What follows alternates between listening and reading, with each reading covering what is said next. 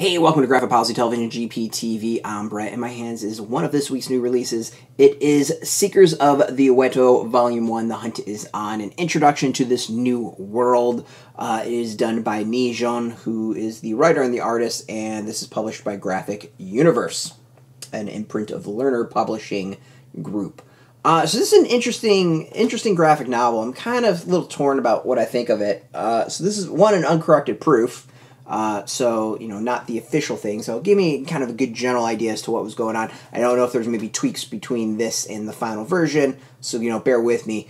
So the story is about Xinyue and his brother Qiliu. I'm pretty sure that's how you pronounce it. And they're what's known as seekers, and they hunt something called Aweto, which is this plant that sells for a lot of money, and the plant can do all sorts of miraculous things, cure disease, stuff like that. The better the plant, the more it goes.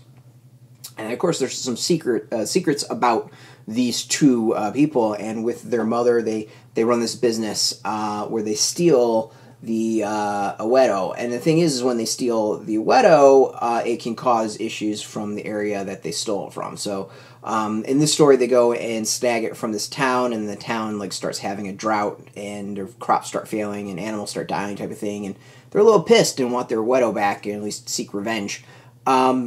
And it's a really interesting debut. I'm a little torn on it. I myself think it's a little bit choppy and maybe doesn't explain itself quite enough that it needs to. I found myself kind of straining to really put the dots together. It's interesting is that there's explanation of stuff in the margins, and I feel like if you need to explain stuff in the margins as footnotes, then the dialogue and the story isn't doing a good job doing that. And that might be part of the issue. Is I think this was translated.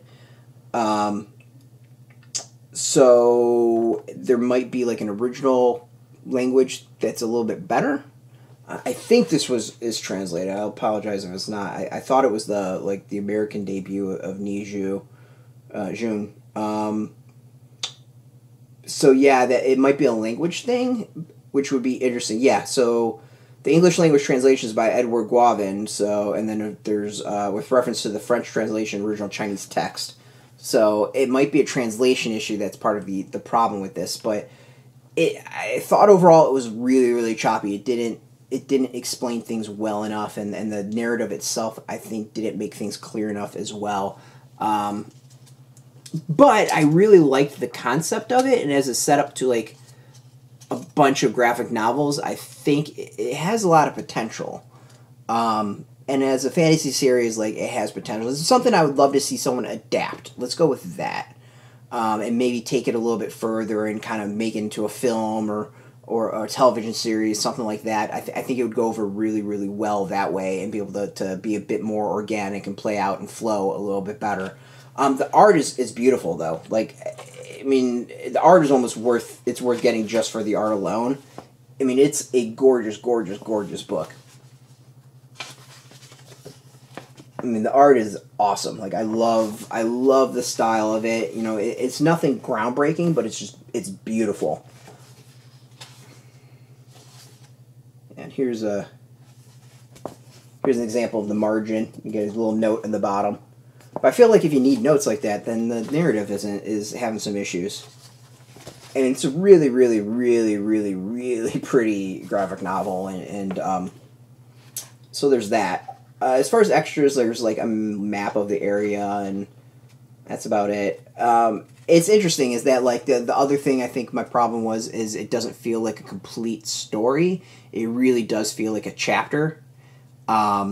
Usually you get kind of in the certain volumes is, you get a story that feels generally complete, and then, it kind of teases out what happens next or sets up what happens next as well. This doesn't really feel like anything ever gets completed. It's just this build-up and then kind of this twist that feels like it kind of comes out of nowhere, and then you're left off into whatever happens next. In the next volume, so it's beautiful to look at. The story itself is a little choppy, and it just doesn't feel like a complete story. It's really kind of weird. So it's one where I want to recommend it but I don't at the same time. For the art, I recommend it, but for the story itself, you might be disappointed. It might be better to wait until all 4 volumes out and then just like read it as one straight read. It might be better. It seriously might be better that way because it just doesn't feel quite satisfying enough. So it is what it is. It's out this week. You can go get it. It should be in bookstores and comic shops.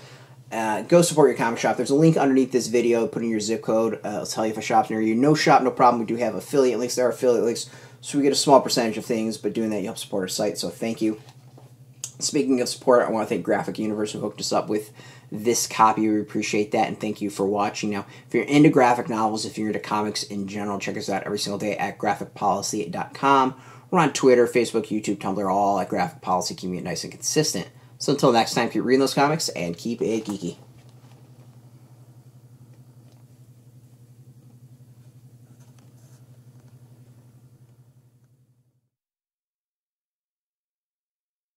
Hey, thanks for watching the previous video from Graphic Policy Television. Just by watching, you help support our site. Thank you so much. Now, if you're watching these videos, you probably care about geeky things like movies, television, comic books, toys, games, video games, you name it. You can go and subscribe right now to our YouTube channel to stay in touch and catch all the new videos, or check out our website at graphicpolicy.com. There's a nice link on this end of the video. But as always, thank you for watching. Keep on rocking and keep it geeky.